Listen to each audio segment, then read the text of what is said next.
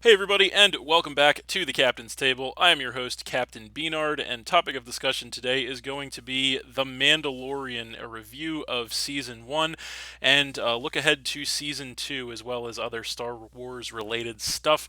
And here to discuss all that with me, returning to the Captain's Table for the second time, we have from the Twitch channel, Felt's Wild, though she rarely streams anymore for whatever reason, we have Felt's Wild. Welcome back.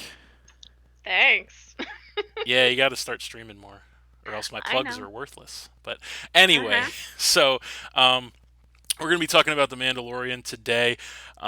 Star Wars, obviously, and for those of you who don't know, although I'm sure you probably all do, that is, of course, the first ever live action Star Wars show available on Disney Plus. And season one is about a year old at this point, I want to say. And season two is just around the corner, actually, about a week away, more or less. So that's why I kind of figured it would be a good time to go ahead and talk about this. I will say from the cuff before we even get into talking about The Mandalorian, I am actually a pretty big fan of The Mandalorian. I think it is a good show. Contrary to how I feel about most new Star Wars, as I'm sure you all know at this point, spent a lot of time bitching at length about the newer Star Wars movies. But in contrast to that, I actually do like The Mandalorian quite a lot. So I did want to also kind of talk about Star Wars in a more positive light because they haven't given us much positive to talk about in recent years, in my opinion. So anyway, that is going to be the game plan here, and we're going to go from there. Have anything you want to add to that there, Feltz? No, I'm ready to go. Let's go. Let's This go. is the way. Yeah. This is the way. There it is. Already getting into the quotes. So, yes. Before we even start talking about the show itself, I actually want to take a second to kind of talk about a couple of things that I like about the show without even actually having seen the show, if that makes sense. So, Not really, but okay, well, I'm going to hopefully make it make sense. So, in the Star Wars universe, as we all know, there are a bunch of movies basically divided into three separate trilogies. So, of course, we have in the timeline from beginning to end, we have the prequel trilogy, then we have the original trilogy, and then we have the new trilogy. So there's about a 20 to 30 year time gap in between each of those trilogies, and there's a lot of other stuff going on in the Star Wars universe because we have the spin-off movies for Solo, a Star Wars story, the Han Solo origin movie, and then Rogue One, which are both in between the prequel trilogy and the original trilogy in the timeline. Then we also have Star Wars Rebels, the animated show, though I never really watched it, but that's also in between the prequel trilogy and the original trilogy. Then, of course, we have the Clone Wars TV show, which ran for quite some time. I think was it like 7 or 8 seasons or something like that. Um, something like that. Yeah. yeah, which I didn't watch too much of. I watched a little bit of, which was pretty good. But that was the in between the second and the third movie, or episode two and episode three time. So I guess the point that I'm driving at is that all the in between time with those trilogies is pretty adequately explored, in my opinion. However, we've never had anything from Star Wars that occurs in between the original trilogy and the sequel trilogy. And that's kind of where The Mandalorian comes in, which instantly piqued my curiosity or interested me about watching this show because they haven't done anything from that time period in the Star Wars timeline yet up until this point. So, The Mandalorian is set. I believe it is 5 years after the events of Return of the Jedi, the sixth Star Wars movie of the trilogies. So after the fall of the Empire, so everything's kind of in chaos, and all that good stuff. And they're trying to form the New Republic and take control of the galaxy and all that. So it's a really interesting time period in the Star Wars timeline that hasn't really been explored at all. So that's one reason that kind of drew me to the show from the get go. Another reason is that in the Star Wars universe, there's although obviously the Jedi are the most featured Hmm.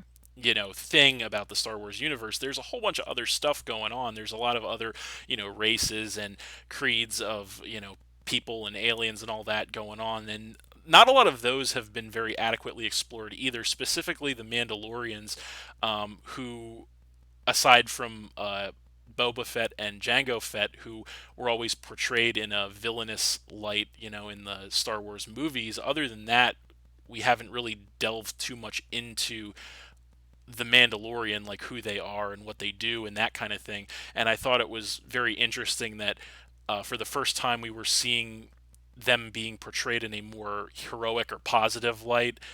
Rather than more of a villainous negative light that they've always been historically portrayed as. But at the end of the day, it comes down to they're pretty much just a neutral party, honestly. They're more like guns for hire than really good or bad. And I guess they can have, both good and bad is kind of the show features. So yeah, and they delve a lot into the lore of Mandalore and all that kind of stuff and what it entails in this show. So I guess the point that I'm driving at here is right off the cuff before even watching this show for a bunch of reasons I was already kind of interested in watching the show. And I think that's a good thing, right? Like if you can become interested in something without having even seen it yet, that kind of speaks to, maybe this is going to be a good show. This is going to be different. You know what I mean? Yeah.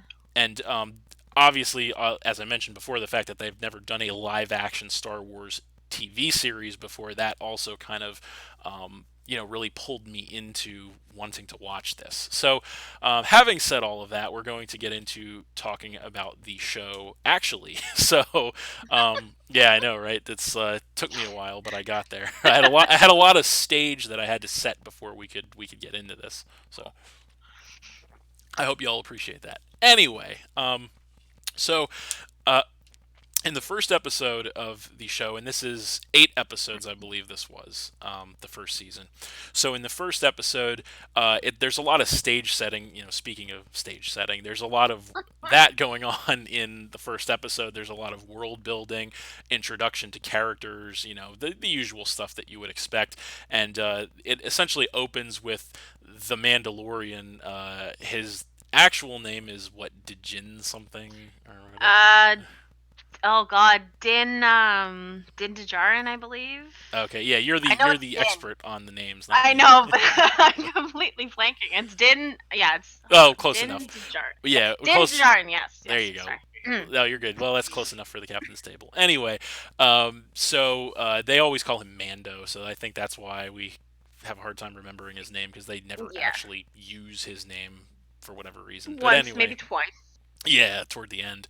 Um, but yeah, so it opens with him basically collecting a bounty, bringing someone in, and he delivers his famous, I can bring you in hot or cold, it's your choice catchphrase, which gets used on him later, actually, which is kind of funny. But yeah, so anyway, it kind of opens with that, and he collects the bounty, and he brings the guy in, and he talks to his boss, which is the head of the Bounty Hunters Guild, and then he finds out about a big job that's off the books, I guess, that's going to pay a lot. Because essentially, with the Mandalorian, they kind of a lot of them are bounty hunters because I guess they're really good at it, and that's kind of how they pay their way in life, and they're trying to earn their armor and earn their jetpacks and earn all their way in the up the food chain in their society, I guess you would say.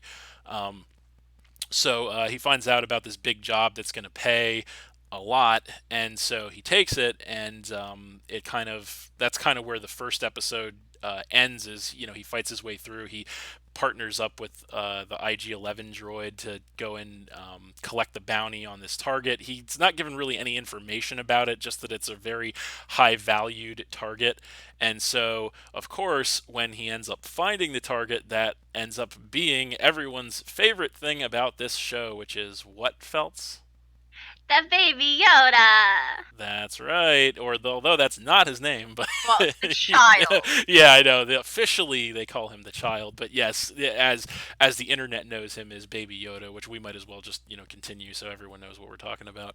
Um, but yeah, so he finds him, and I believe actually the droid was gonna kill him until um, the Mandalorian makes another decision, and he blows the droid away and takes the child for himself. So I guess it's at this point that we see kind of like the first crisis of conscience, I guess you would say, with the Yeah, like a Mandalorian. human side. Yes, which is a big thing that's ongoing, especially in the earlier episodes of the season, where you get a lot of flashbacks to him when he was a child, and we get bits and pieces at the beginning, but we kind of later find out that he, as a child, I guess. He was a child, I should say, during the Clone Wars, and the droid army massacred his village and killed everybody, and he survived, and then he was taken in by the Mandalorian, and taught and trained in their ways. So that's kind of how he got to be where he was. But he also really, really hates droids, which is I a mean, reoccurring theme. But yeah, you can see why, makes right? sense. Yeah, of course. I mean, if robots killed your whole family and village and everything, you'd probably hate them too. Yeah. But so yeah, he takes the child, and he, even before he finds out that the child has powers, force powers, even though he doesn't really know what that is, but we obviously as fans know what that is. Um, we find out that he kind of has this crisis where he feels bad, even though the child is actually 50 years old at this point, but it's still a child because of the race that it is, which actually we don't know what race it is, because it's clearly obviously the same race as Yoda was, but we never were told what that race actually was. So, we don't Yeah. know at this point. But um, so they, he kind of really goes through a dilemma. I guess over the next episode or two, his ship is busted, and he has to do stuff for the one guy, that old alien guy. I forget what his name was. Quail, I think. To help him fix his ship and all that stuff. So then we have the scene where he gets attacked by the rhino thing. You know what I'm Yeah. talking about? Yeah, the Yeah. Mudhorn, I guess Yeah. it is. And that's when we first see, I believe that's when we first see the child slash baby Yoda actually use its force power to fling that thing away and save him from it. So, but my point was, even before that, he kind of was feeling bad about, collecting the bounty on the baby Yoda for obvious reasons. Um, and then after he finds out that it has these powers, force powers, then he's really kind of questioning, what he's doing and whether he should do it. You know what I mean? Because Yeah. I guess he's supposed to turn it over to some ex-Empire guys. So yeah, that's not cool by him, Not the because smartest idea. yeah, not usually. So yeah, so then that I will say the first couple episodes are a bit slow. If you haven't watched the show yet, it's they're pretty slow, but it definitely does pick up, I guarantee. Um, so yeah, especially in the next episode where he does bring the child in, and he has all these moments where the child is just kind of being a child, like taking the ball off his shifter on his ship and all that stuff, which is pretty funny. And then so yeah, he brings the child in and he collects the bounty, and then he gets that sweet silver armor made and all that. So that's pretty cool. Um, and everything's good. He's collected his bounty, he got his armor, he's good to go, and then he realizes he can't do it. So he decides to go back and shoot the place up and take the child back, essentially, which is another kind of pivotal, obviously very pivotal moment in the show, because it's like he was kind of free and clear at that point, but he couldn't let it go because he felt bad. I think there's a lot of things going on here at this moment where he makes the decision to go back and save the child, because not only does he feel bad because the child saved him, in the episode prior with the big rhino thing or whatever, Mudhorn, um, Mhm. but also obviously he feels bad because of what happened in his own childhood, and he realizes that he has the ability to make a difference, that he has an ability to be a hero essentially in this situation, which again is big to me because it's not something that you typically see out of Mandalorians or anything like that in the Star Wars universe. So that's a big turning point, I think, for him, is Yeah, I making agree. that decision to go back, and then going back, shooting the place up, taking the child, and he even tries to find out what they're trying to do with it or what's going on, and he can't, nobody wants to tell him anything, but Of course not. yeah, so But yeah, so then, after he goes through all that, he gets confronted by his boss from the Bounty Hunters Guild and a bunch of bounty hunters that want to, you know, stop him essentially. But then his fellow Mandalorians come to his defense, and he gets away with the child. So, yay. um, Wow. See, that's why I have you here just for the sound effects. I'm great at them. Not There gonna you lie. go. Yes. Also, um, so I can take a sip of water and there not be a big silence. So there you go. So you're pulling your worth here. Oh, gee, Anyway, thanks. yeah. Um, but yeah. So then, the next couple episodes are kind of him just running away with the child. He meets more friends and associates along the way. Uh, Cara Dune, the ex shock trooper chick, who's pretty badass, I have to say. I like her a lot. Yeah, she's a good character. I like her too. Um, and then it gets to a point he's doing jobs kind of on the side just to get by, and it gets to a point where he tries to actually settle down in a village with a bunch of you know common people, I guess you would say, or like he tries to retire and live the simple life, I guess, with the child, and everything's going great until he finds out that everybody's coming to kill him because the child still has a tracking chip in it. So Uh-huh. anywhere he goes with the child, they're gonna find him, and they send the ex remnants of the empire imperials after him. They send bounty hunters after him. They send everybody after him because they want that child badly. So, Yeah, poor um, baby Yoda. yep, and he actually, it gets to a point where he's thinking about like he meets that woman on, in the village, and Yeah. that's what kind of motivates him to, almost like, oh, I'm gonna settle down and quit and all this kind of stuff. But, and then he decides he was actually going to leave the child there until he figured out that it's the child they're tracking, not him, and Yeah. so that kind of throws a monkey wrench into his plan. So then he goes back on the run for several episodes. He tries to pick up work from an old associate, which turns out to be like a booby trap. But that episode was more like filler than anything, so I'm not going to talk about that too much. Um, so then we get to really the big sound off, I guess you would say, which is the last couple of episodes in the season, because that's when business really starts to pick up.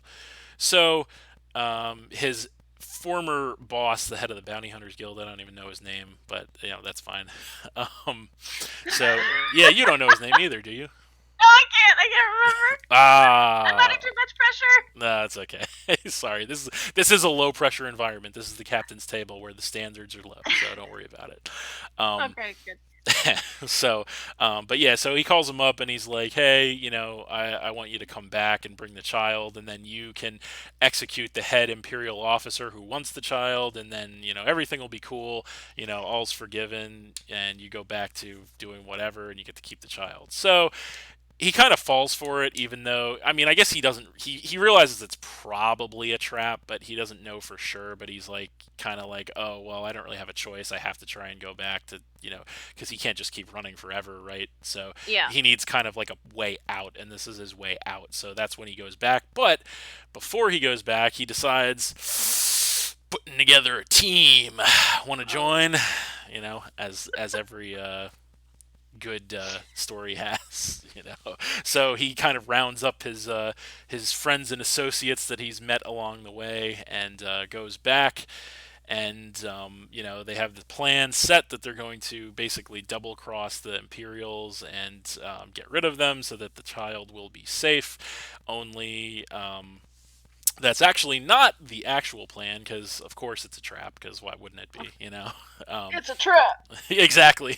Another Star Wars callback. So yeah, but they get attacked by some space pterodactyls, I guess. This is another important scene in this Yeah. episode. They get attacked by the space pterodactyls, and the his boss gets wounded, and all hope is lost because I guess he got poisoned from the attack or whatever. Yeah. So he's going to die, and then into action springs Baby Yoda, of course, which, as Baby Yoda has done some things, pretty much basic, force powers like pushing and pulling and, throwing things and doing stuff like that. So he's displayed his force powers before this, but this is the scene where kind of you come to the realization that, like, holy crap, this thing is different, because he goes over and he heals the guy. So for the first time ever, we see a new power that apparently you can have with the Force, which is Force healing, the ability to heal someone else through the Force, which is something that we've never seen before in the Star Wars universe. So, Mm-hmm. um, I want to talk. I want to spend a little bit of time talking about this because this was something that um, so it was there for, in my opinion and a lot of people's opinions, it was in this the Mandalorian here because this the Mandalorian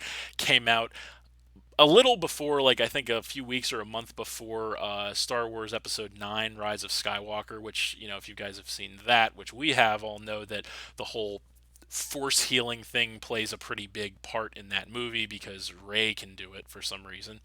So And we so can Ben, or this excuse was me, Kylo. Kylo slash Ben Solo. Yes, he could do it too for some reason as well. But yeah, so this was the actual introduction of the force healing power, and they kind of I feel like they did that so they could kind of normalize it when it happened in the Rise of Skywalker, and they could be like, oh look, this is a thing that's happened before. So I have to take a second to talk about that because I get what they were doing. I get where they were going with that, and it did make it better. I will say having this happen in the Mandalorian definitely softened the, like, what the fuck blow of it happening in the movie when it happened. However, Yeah. I will say that I still don't like, and not that we're talking about Rise of Skywalker because I've bitched at length about that on this channel, of course, with the panel, obviously, and so we won't go into that in too much detail, but I will say the reason why I'm basically what I'm going to say is I'm okay with it happening the way that it happened in The Mandalorian, and I'm not okay with the way they did it in Rise of Skywalker. And here's why. So, in the Star Wars lore, the race that Baby Yoda or the child is, which of course is the same race that Yoda is, they are thought to be the strongest beings in the universe with the Force. They have the closest connection to Force, and they have the strongest force powers essentially of any race of anyone in the Star Wars universe, right?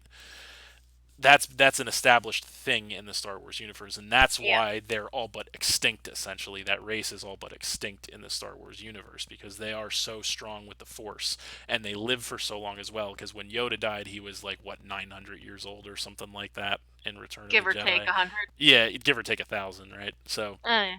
yeah, so it makes sense. And of course, the child is just a child in the Mandalorian. However, that child is 50 years old at this point.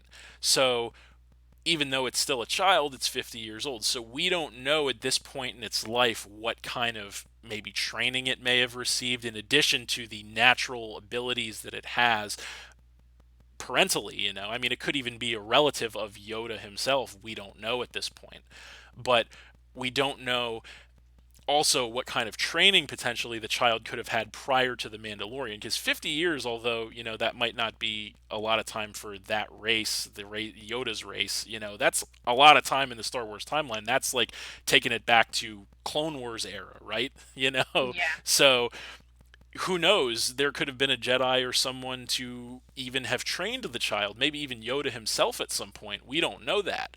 So that's kind of why I'm okay with the way that this happened, that the child is able to do this in The Mandalorian. And also, um, when the child does things like this, it exercises its force powers, it essentially knocks him out.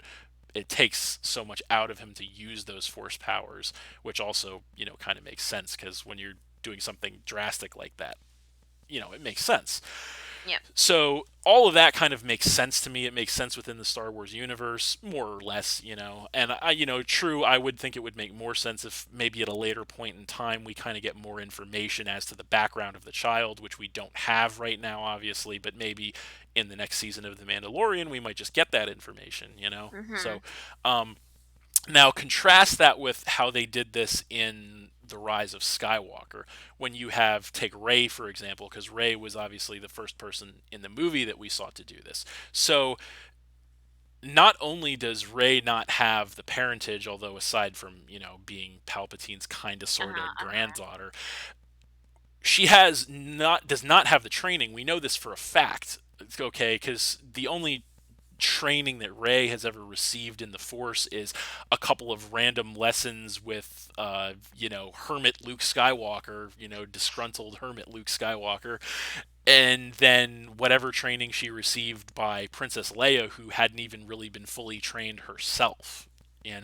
So it's like Rey's training is bare minimum. So I can't see the argument that, oh, she would be able to, she was trained to force heal people. Like, that just doesn't make any sense to me. And as far as uh, parentage goes, it doesn't make any sense either, because it's like, okay, the official story of Rey's parentage is, okay, she's the daughter of a failed Palpatine clone, so she's kind of sort of Palpatine's granddaughter. So it's like Palpatine couldn't heal people with the Force. Like, he was very powerful in the dark side, obviously, but he was not able to heal anyone. So Some it people just have a better connection with the Force, I maybe. mean, that's a You flimsy know? argument. I'm sorry, it's I, flimsy, but mm, I know you liked it and all that. I get that. I'm not, and again, this is not really about I know. the Rise of Skywalker, but I'm just saying, I feel like in the Mandalorian here, they've kind of did it the right way. They did kind of the same thing, but they did it right, versus the Rise of Skywalker, which is something that I'll probably talk about a little more later, which is kind of the compare and contrast of the Mandalorian versus new Star Wars movies. But in any event, so back to the Mandalorian. So we after that point, the Mandalorian's boss, head of the Bounty Hunter Guild, has a change of heart, essentially, because the child saved his life through that force healing power, and he decides, now I can't go through with the ambush that I was going to set you guys up for. So he kind of, as Johnny would say, does a face turn, in pro wrestling lingo, and he joins up with them to try and ambush, to try and actually do what the fake plan he had was, ironically, which was to go in and ambush the Imperial officer and get rid of him. So they go in and they try to do that, but unfortunately that fails, because it turns out that there's someone above that Imperial officer, um, and so he shows up and shoots up the place and kills his own guys just to kind of scare them. And that someone is who we come to know as Moff Gideon, who is an ex-Imperial officer. And he is in charge, and he shows up and essentially tells them that they're fucked and that they should, quit.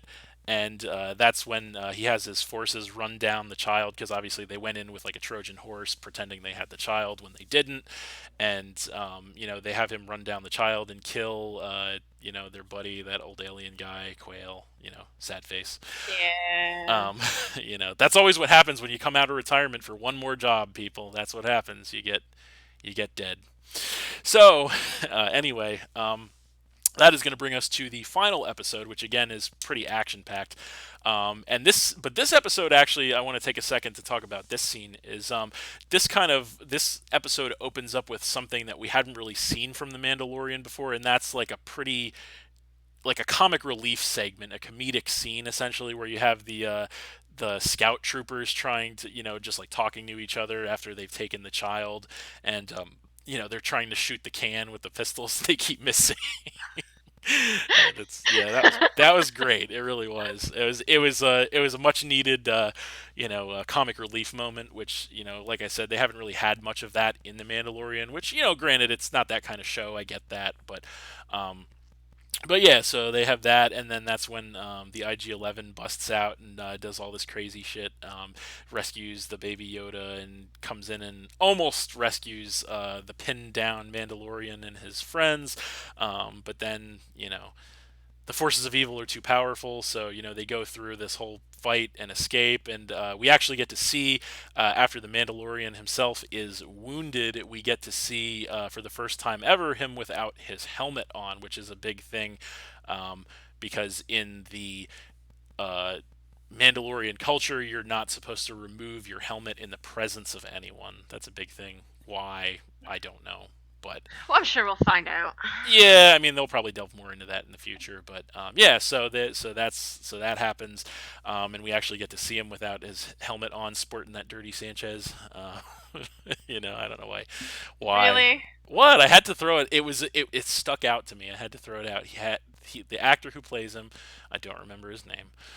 Um, you probably do though, but Oh, I do, but I'm just gonna let you call him Dirty Sanchez. I didn't call him Dirty Sanchez. I said You he called his had. mustache. I said he had a Dirty Sanchez. There's a difference. I mean, but it's okay. It is what it is. But I couldn't help but noticing that when he took his helmet off, he had a Dirty Sanchez, folks. If you don't believe me, watch it, rewatch it. Anyway, so but yeah, they get out through the sewers, and then they find out after they escape the Imperial fight, they find out that I guess the Imperials massacred all of the Mandalorian on the planet, so they're all either dead or ran away, except for some chick who's kind of like. I don't know if she's in charge. Would you say she's kind of like in charge of She looks like she's the head the head of Mandalorian, at yeah the least head. for their little area. Right, yeah, she's like the head Mandalorian of their little underground colony, I guess you would say, or whatever. Um, so yeah, she's alive, and she kind of points them out the door, and then holds off the troopers while they get away, and then they come to the lava river where they need to escape because they're trying to escape with the child. That's all this that is at the end of the day. They're just trying to protect the child, trying to escape. They also get some. Actually, I want to go back a second because they also get information from her. By the way, as they get information about she was calling the child a foundling, and she was saying that they have to return it to its people essentially, and she kind of told them a little bit about the Force and the Jedi, which is something that is at this point a little bit of a foreign concept to most people, because there haven't been like the Jedi were mostly extinct after the Clone Wars, obviously, in the Star Wars Yeah. timeline, and then they had the whole thing with in the original trilogy with Luke, being the new Jedi and everything, but there's still kind of there's nobody but him essentially, so Yeah. they go through, we get that information, which is probably a big spoiler or teaser, I guess you would say, for the next season. So they're probably going to be going through a lot of trying to find either more Jedi or trying to find hit more of Baby Yoda's race to kind of drop him off, essentially, to get him back to his own kind, which is something we'll talk about more when in a second when we speculate what's going to happen next season. But yeah, so they're trying to get away, and then they get to the end of the tunnel, and of course, somehow the Imperials knew they were going there, so they have it blocked, and they're going to gun them down as they come out until we get the noble sacrifice of the IG-11 droid who was brought back and reprogrammed to watch over the child. And so he decides, I guess, to make the noble sacrifice to blow himself up to ensure that the rest of them can get past and get away, hopefully, which was another sad face moment in the Yeah. in the series, because I was hoping he would make it out because I did like that droid. He was pretty badass. He kicked a lot of ass, especially in the last couple episodes.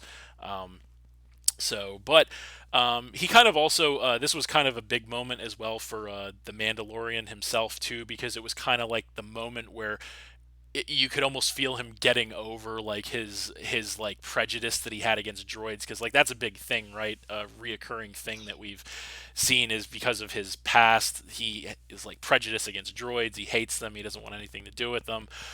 Yeah. But his through this, his perception kind of changes a little bit, and he actually gets sad when the droid is about to blow himself up, but he does that, and so then they get out, and of course, waiting for them is the big baddie Moff Gideon and his Tie Fighter waiting to gun them down. But fortunately, the Mandalorian just received his brand spanking new shiny jetpack from the head of the Mandalorians. So he gets that, and he uses that to essentially engage him in aerial combat until he is able to put a charge on his TIE fighter and blow him up and take him out. So yeah, they get rid of him momentarily so that they can escape, and he flies off with the child into the sunset or into the next season. And then at the end, after everything's all said and done, we get that big reveal that kind of made everybody go, "Oh shit," or at least it did for me anyway. Oh, it did me too. Yeah. So we all knew that the bad guy Moff Gideon, he wasn't dead, right? Like we all Oh knew yeah, of that course. wasn't gonna happen. Yeah. So um he busts out of his blown up TIE fighter with, surprise surprise, the Darksaber, which, for those of you who don't know, because this is actually the first time that we've ever seen the Darksaber on a Star Wars live action show. So the Darksaber is a black lightsaber, and it is one of, I don't know if it's the oldest, but it's one of the oldest lightsabers ever made. There's only one of it, and if I'm not mistaken, we've seen it in Rebels, definitely. I think we've seen it in the Clone Wars too, if I'm not mistaken. Animated series, and essentially it's one of the oldest lightsabers ever made. There's only one of it, and it was like a sacred object in the culture of the Mandalorian, I believe, if I'm not It was, mistaken. yeah. Yeah, and so it bounced around to a lot of different hands. Darth Maul had it at one point. And then there was another other Imperials had it at some point in the timeline, but now, for however we don't know how, this guy has it. So, and that is also, I think, kind of a hat tip to the point that this guy has some training in the dark side as well, potentially. He has like maybe some training in the ways of the Sith, which is also another big point of intrigue to set up the next season. So there you have it. That's what we were kind of left with at the end of The Mandalorian. That was kind of my uh, shoddy rendition of what happened throughout the first season of The Mandalorian, more or Well less. done, well done. Thanks. So I don't know if you have anything else you want to add to that. As far as anything significant or big that may have occurred in the first season of The Mandalorian before we kind of talk about the potential future of the show. No, you did pretty damn good. Oh, well, thanks. It is my 28th podcast here, so I should be at least kind of sort of good at this by now. I would hope so. So, yeah, I would hope so too. Otherwise, what am I doing? Must be doing something wrong or right. Anyway, yeah, that kind of leaves us waiting for the next season. So I will say, overall thoughts though on the first season, I will say, as I mentioned at the top of this, I did like it. I liked it a lot. I thought it had good action, good storytelling, and the big thing for me, and if anybody who's been listening to all 28 episodes of the Captain's Table at this point, and all the movie and TV show reviews that we've done here, a big thing for me is storytelling. Probably the biggest thing when it comes to TV, movie, video game, anything, entertainment, is storytelling. You have to tell a good story from start to finish. It has to make sense. It has to be logical, and that's what The Mandalorian did, quite frankly, which is something that new Star Wars is really lacking, in my opinion, especially with The Last Jedi and The Rise of Skywalker. Is sense in storytelling is it was sorely lacking on those movies, and The Mandalorian, in my opinion anyway, was a much needed home run for the Star Wars franchise, because the last several movies have been very divisive. A lot of fans not happy with what we got. So I think most fans actually are pretty happy with the Mandalorian. I know myself included, because it's very true to the Star Wars universe. It expands upon stuff that hadn't been really previously explored very well. So I think I give it a lot of points for that. Um, and it's good. It has good action. And just characters are likable, and just things make sense. And that's what you really want at the end of the day out of your entertainment, whether it be a TV show, movie, video game, plot, anything. That's Yeah. and they've done that right. So yeah, negatives. I don't really have too much negative to say about it, honestly. I think there's little inconsistencies here and there, but you get that with everything. There's really no like huge negative about the show that I can really think of, honestly. There's no I big can't think of any either.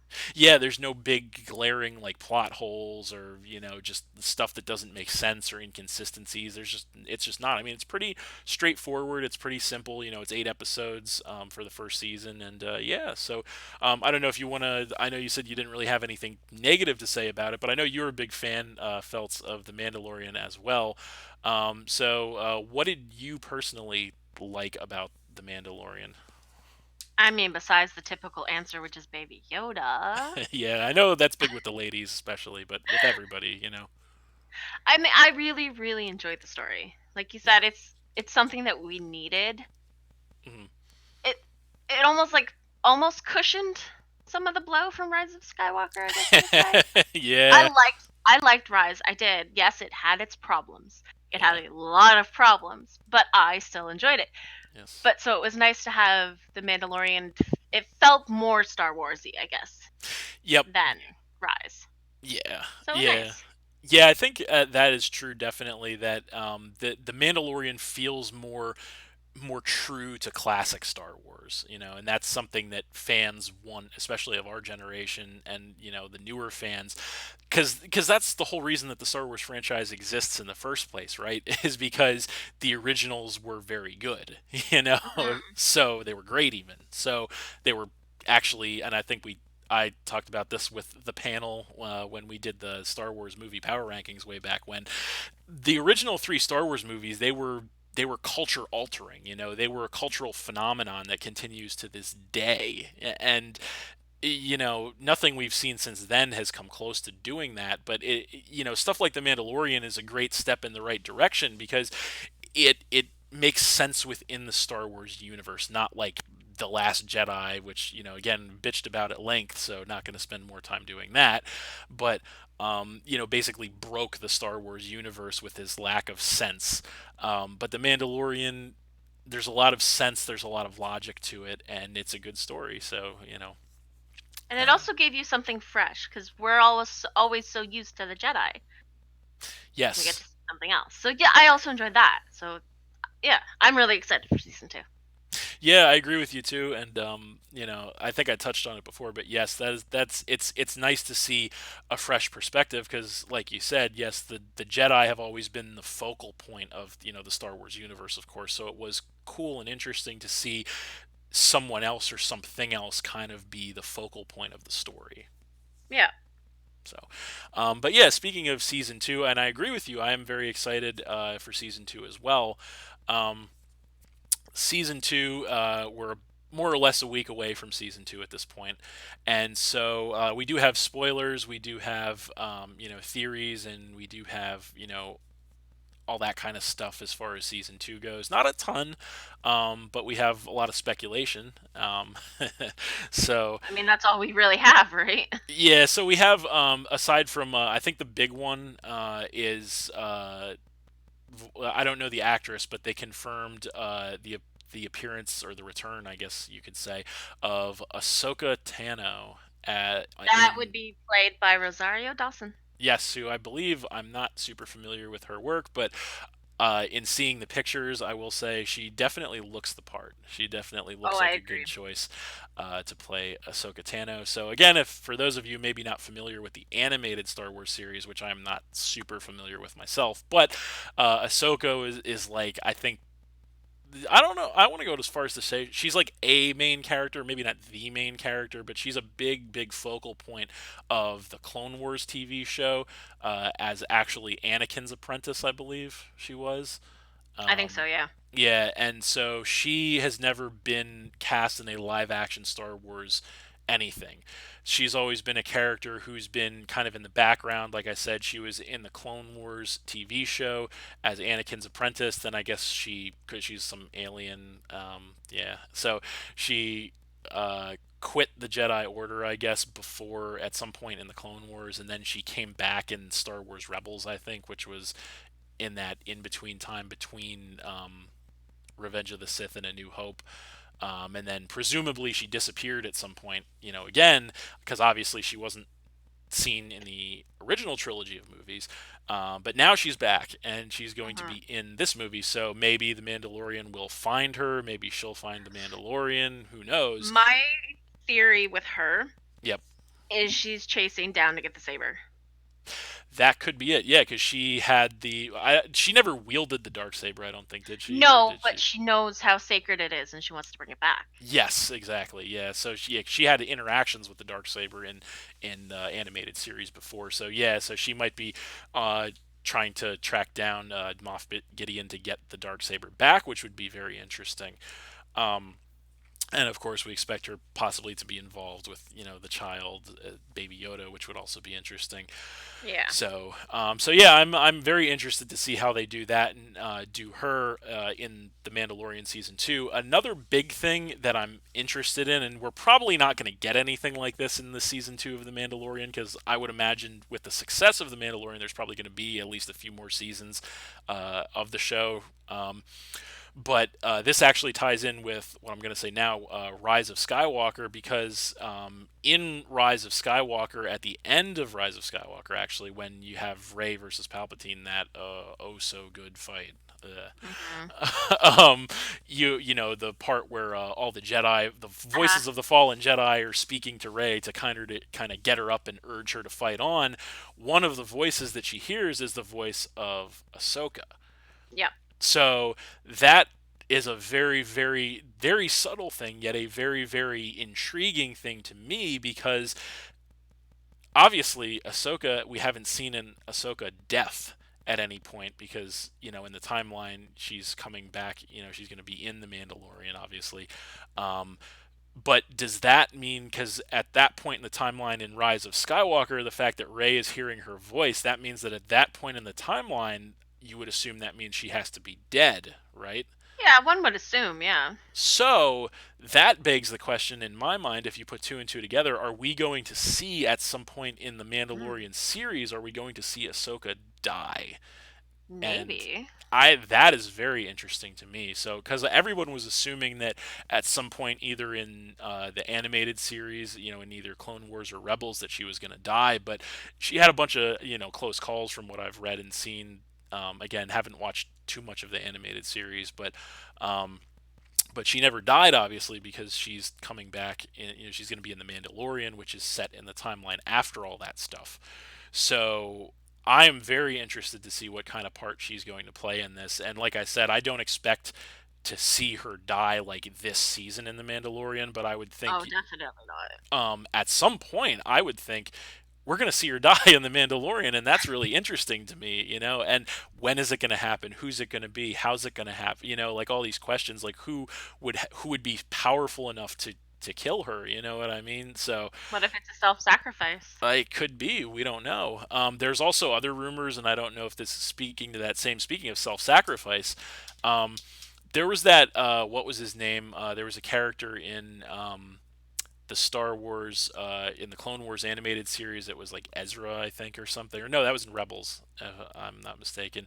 But there was a character, and he was like a Jedi apprentice or whatever. And I've read the rumors that they're planning on putting him in the Mandalorian as well at some point. So Hmm. I don't know. And of course, there's always like the ragtag, stray Jedi that you see, across the galaxy. So who knows, what that'll be? Because I think the final. The finale of Rebels, if I'm not mistaken, like I said, I never really watched it, but I did read up to try and do some sort of prep for this podcast. Um, I guess it was like it looked like he sacrificed himself to save everybody, but then yeah, there was a suggestion that he might have still been alive somewhere. Um, so we might see. I guess the point I'm trying to drive at is it looks like there's going to be a lot of tie-in with the Mandalorian with the animated series, and I'm actually very intrigued by that because I know the animated series got a pretty big fan following. Although obviously there's a lot of more mainstream fans like myself who didn't really watch too much of it. But Yeah, I didn't watch it either. yeah, so but yeah, there's a lot of people that did watch, and there's a pretty decently sized fan following for that stuff. So I'm very interested to see how they tie in and incorporate the elements and the characters from the animated series into the live action. So there's a lot of obviously there's some confirmed, there's some rumored. We don't know for sure exactly how it's going to play out, but that all that kind of leads me to being excited to watch the season 2 of The Mandalorian. I'm excited to kind of see the progression, obviously, of the characters who survived season 1. So, of course, the Mandalorian himself, kind of see where he goes from there and what he does.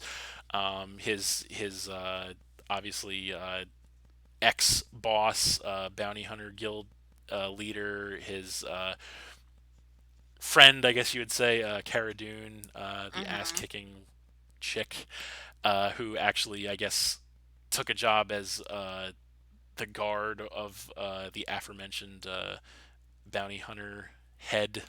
So Yeah. that's we'll see how that plays out. And of course, the baby Yoda, the child, very interested to see. I think of all the characters, even obviously since the Mandalorian's obviously the main character, but um, Mhm. guilty enough, I'm actually more curious or interested to see where Baby Yoda goes because it's like, you know, he's just there's so much power, there's so much potential, and that's one thing that as someone watching the story is the main character is obviously going to be who you care about. You're always going to care about the main character unless we're talking Oh about yeah. Ash from Pokemon who sucks. But Oh. other than him, sorry, I had to do it. But other than him, um, you know, the characters with so much potential like Baby Yoda, the child, are such big points of interest for me personally that I want to see where he goes and what he does. And I'm hoping at some point, although I know you think that it's not going to happen, I'm hoping at some point we get the Baby Yoda in action as a Jedi wielding that green lightsaber. Because what other color would it be? It has to be green. Um, It's good. because he's Season green. 2 is gonna be way too soon. Yeah, yeah, I Way know. too I'm soon. He's playing the still long a game little here. baby. I know, and maybe I'm playing the long game here, but at some point, I'm so interested to see what he does and where he goes from here. And so I guess this would be a good time to, and I was thinking about doing this earlier, but didn't get there. This would be a good segue, I think, to discuss possibly the phenomenon that is Baby Yoda, right? Because let's just How do take you it. even explain it? Well, it's going to be hard, but I'm going to try. So, Okay. because that's what we do here on the captain's table. We tackle the big issues, folks. Oh yeah. Like how did Baby Yoda become an overnight sensation? And I think the easiest answer is one that you could give me, and that's He's that. adorable. There you go. Yep, that's. I didn't even have to tell you what to say. You knew where I was going.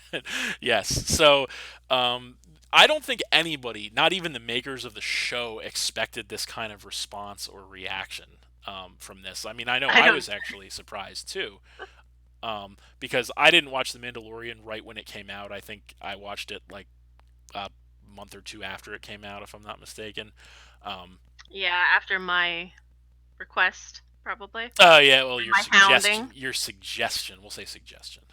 Yeah, at your suggestion, I did watch The Mandalorian and I did enjoy it, of course. But yeah, so I was surprised that because like everywhere you see like on the internet, it's like everything's Baby Yoda, and I'm just like, what the like what is this? Like it was an overnight sensation essentially, and now it's like the Mandalorian is barely a year old, and Baby Yoda is already like a pop culture icon, like in the eyes of the internet, and it's like Oh. I like there's so much like they didn't even have merchandise for him at first. Like that was the big thing that kind of made me realize that even the makers of the show didn't realize like how big that this would be. You know what I mean? This character.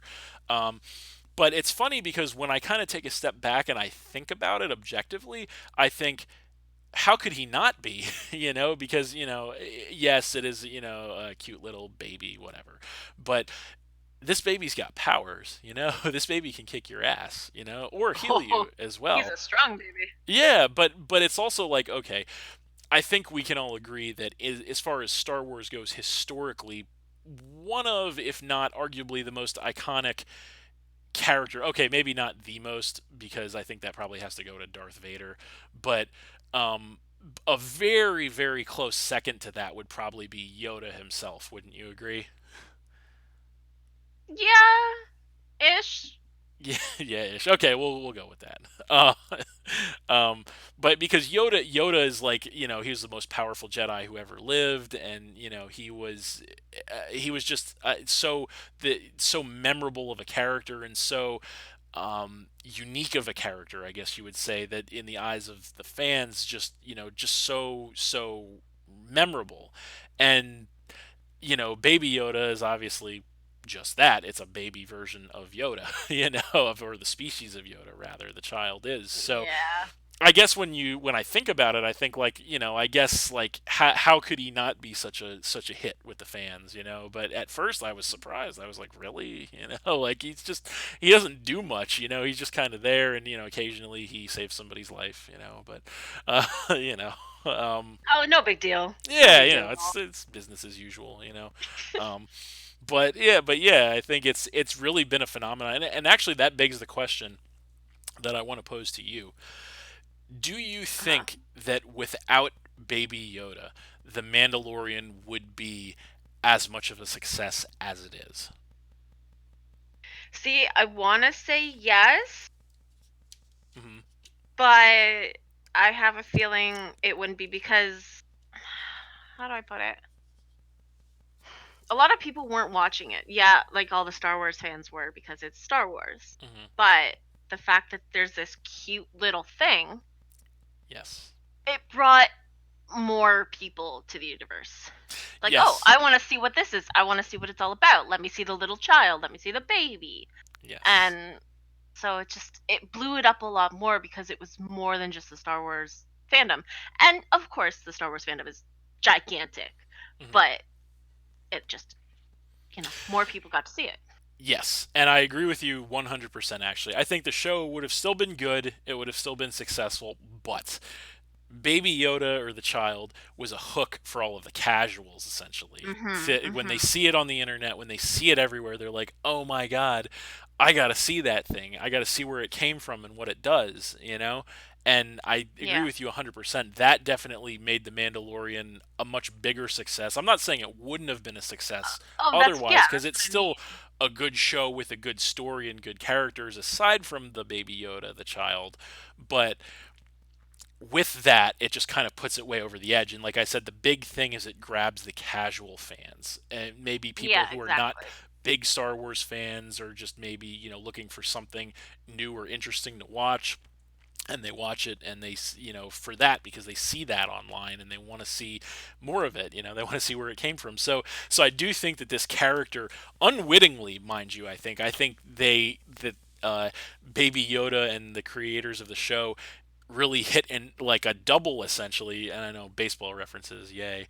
But they hit a double, essentially. They hit a home run with the show in and of itself, but they hit a double, essentially, with Baby Yoda, that they didn't even realize that they were doing at the time, which is kind of funny when you think about it. But um, it's all the better for the show, I guess, right? More publicity, more casuals, because that's the thing, is at the end of the day, and I think I've even talked about this before, specifically with Star Wars.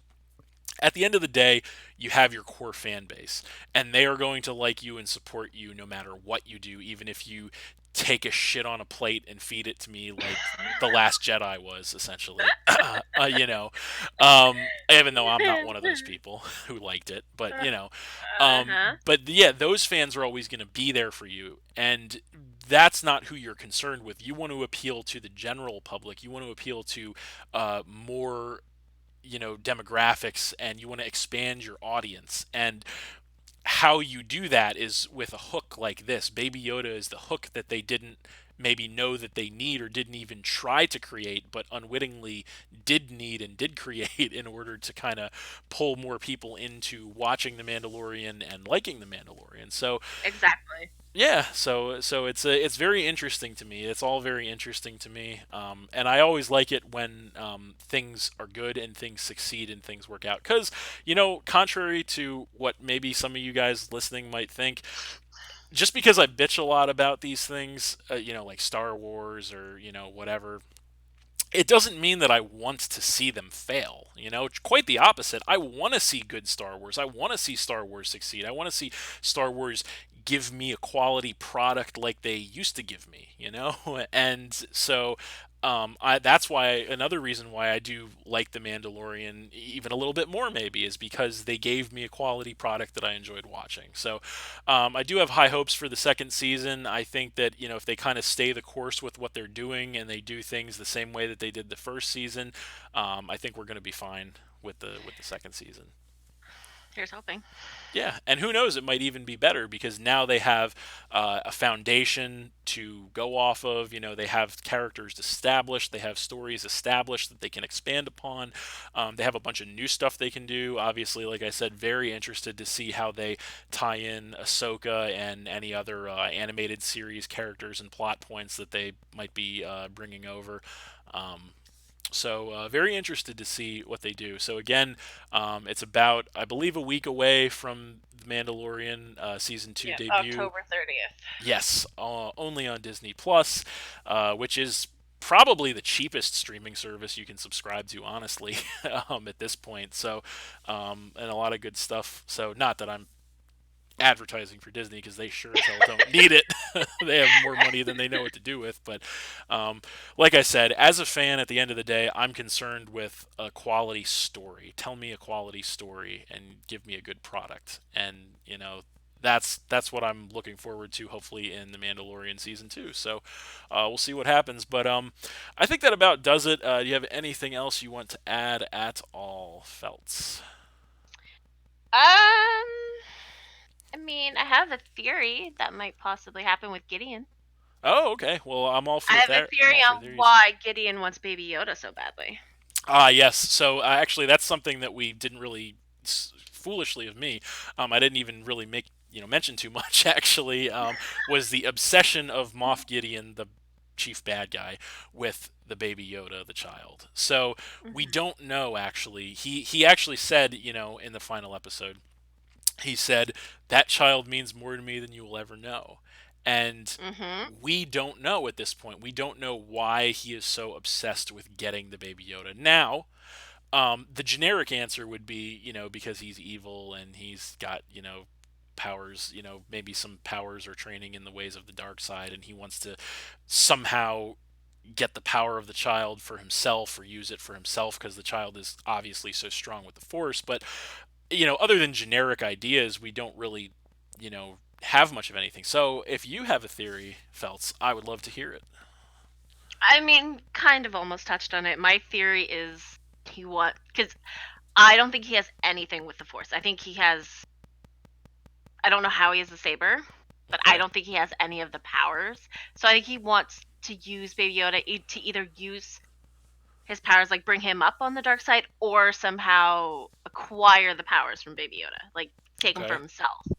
I Yeah. don't know how, but it's obvious why he wants them. He wants the powers. Yes. Well, that definitely could make sense because I believe when in the episode when they had the baby Yoda after the Mandalorian turned him over, and then when he went back to shoot the place up and rescue him, I believe they did have him in like a in some kind of chamber or whatever, in some kind of pod, and it looked like they were kind of like draining his power or his life energy or something like that. Um, Even though they didn't really go into too much detail as to, or really any detail that I can recall as to what they were really doing with him. Um, but yeah, that would definitely make sense if they were trying to potentially hook him up to some kind of machines to potentially try to like siphon his powers and transfer them over to Gideon, because Yeah. maybe so with my theory about Gideon that he might have some sort of background with the dark side. It's pretty unfounded because we hadn't really seen him do anything as far as that, like we hadn't seen him display any force powers really so far. No, So the only thing that links it is the saber. That's it. right. So there were, and again, I only know this from reading it because I haven't really, watched too much of the animated series. But in there were, in Rebels, I think, in Star Wars Rebels, there was a group called the Inquisitors, I think, and there maybe they were in the Clone Wars too. I don't remember, but there were the Inquisitors or the Dark Inquisitors or whatever, and they were essentially a group of like untrained Sith essentially. Like they weren't really like Sith. Like I think they would be the equivalent of like what a Padawan is in the Jedi Order, if I'm not mistaken. So they're like kind of low power like Sith essentially, untrained low power Sith. So my hunch is I'm thinking that this Moff Gideon is probably in that vein. Like he probably has very minimal training or powers with the force. So that would definitely feed into, if your theory that, if it is true that, he's trying to somehow like transfer the force energy from the child to himself, because he wants to become more powerful because he was never really able to acquire that power before. But it would also make sense if he didn't have any powers and, he knew of the powers of the Sith, obviously, and the Jedi, and he wanted to acquire them for himself. Because they did mention in the one episode that he was supposed to be executed for war crimes in the war between the Empire and the Rebellion. So obviously he was present for the events of the war with the Empire and the Rebellion. So he obviously had to know about the Emperor and Darth Vader and all the power that they had. Hmm. So I'm sure, when I think of it that way, I think it's probably a given that he does want to acquire that power for himself. Um, so yeah, I definitely expect that to continue into season two, is him continuing to hunt the child, and trying to acquire the power for himself. Obviously we don't know specifically how he's going to do that or what his plan is, but yeah, again, I'm very interested to kind of see how that all plays out. So Me too. yeah, I think that is a pretty sensible idea. So.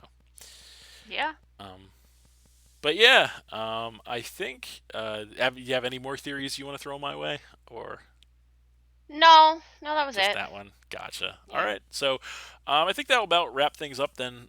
So yeah, we'll see what the future holds for season two. I am excited. I am ready to go for it, and yeah, we'll just have to see what happens. But that's it. Thanks for watching again, everybody. Hope you all enjoyed. Please hit that like button, leave a comment, and/or subscribe if you did enjoy. Share the video as well if you did enjoy. I want to thank my guest here, Feltz Wild, for joining me to discuss Star Wars today. So thank you, Feltz. Thanks for having me. No problem. And of course, you can also check out Feltz Wild at twitchtv.com/FeltzWild if you'd like to see Feltz Wild if she ever gets back doing it, streaming. She I will was eventually. eventually, yes, streaming some Fortnite, as we were pretty regular Fortnite streamers over there. Well, at one point. But yeah, that would be the game. So if you are interested in that, definitely check her out on Twitch. So yeah, that is it, and we'll see you next time.